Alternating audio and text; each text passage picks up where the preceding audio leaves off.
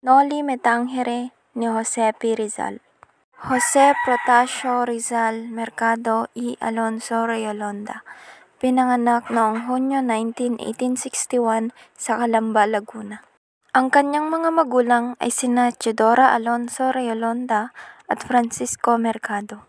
Kahit noong siya ay bata pa lamang, marunong na itong magsulat ng kwento. Kaya't paglaki niya, magaling na siyang sumulat ng mahabang nobela.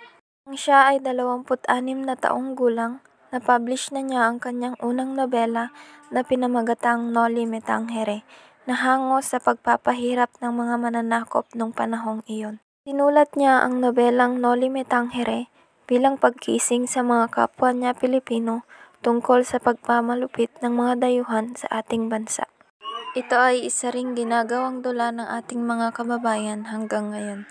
Nagpapakita ito ng tunay na pagmamahal ng dalawang magkasintahan, ng magulang at ng bayani sa kanyang bansa. Ito rin ay nagpapakita ng pang-aabuso ng mga Kastila sa ating mga kababayan. Ang bawat tauhan ng nobelang ito ay sumisimbolo ng makabuluhang pangyayari, malungkot man o masaya. Ngunit tunay na naganap sa Pilipinas 200 taon nang nakaraan. Habang binabasa ko ang buod ng Noli Me Tangere, marami akong natutunan at na-realize patungkol sa ating kasaysayan. Naisip ko na maraming pinagdaanang hirap ang ating mga ninuno at maraming hindi makatarungang pangyayari ang naganap sa atin noon. Ang pari pala noon ay maaaring maging kasing suklam ni Padre Damaso. Ang ordinaryong ina pala noon ay maaaring maging mahina at walang boses kahit ito ay pinagmamalupitan. Ang mga Pilipino pala noon ay maaaring maging sunod-sunuran sa mga dayuhan sa ating sariling bansa. Nakaramdam ako ng lungkot at pagkadismaya sa mga nangyari.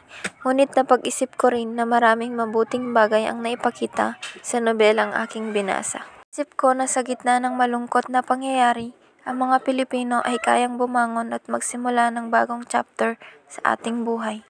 Lagi tayong may pag-asa sa ating mga puso, kaya tayo ay magtatagumpay bilang isang bayan. Patuloy itong magiging inspirasyon sa akin habang pinagpapatuloy ko rin na maging isang proud na Pilipino saan man ako naroon.